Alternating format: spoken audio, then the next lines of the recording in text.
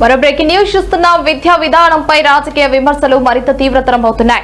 రేవంత్ రెడ్డిని లక్ష్యంగా చేసుకుని బీఆర్ఎస్ నాయుడు ఆర్ఎస్ ప్రవీణ్ కుమార్ పై తీవ్ర విమర్శలు చేశారు.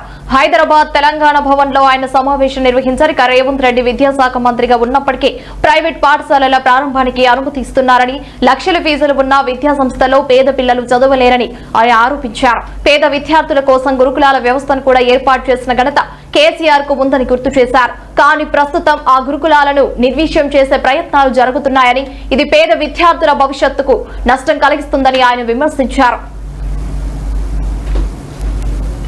శాఖ మంత్రిగా ఉన్న రేవంత్ రెడ్డి, ముఖ్యమంత్రిగా ఉన్న రేవంత్ రెడ్డి మొన్న ఇబ్రహీంపట్నంలో ఏవిఎన్ రెడ్డి అనే ఒక బీజేపీ ఎమ్మెల్సీ పెట్టిన లేక్ ఫీల్డ్ ఇంటర్నేషనల్ స్కూల్కు రిబ్బన్ కట్ చేయనిక పోయిండు.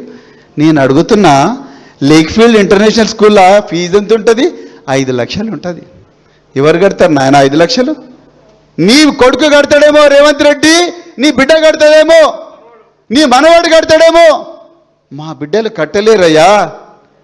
అందుకరికే కదా కేసీఆర్ గారు మా అందరికీ గురుకులాలు పెట్టి ప్రతి బిడ్డకు సన్న బియ్యం పెట్టి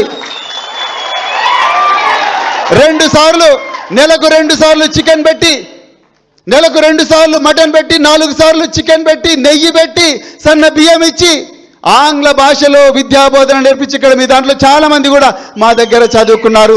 I'm not inferior to anyone. I shall be the leader wherever I am. I shall do what I love and be different. I shall always think big and aim high. I shall be honest, hard working and punctual. I shall never blame others for my failures. I shall repay what I borrow.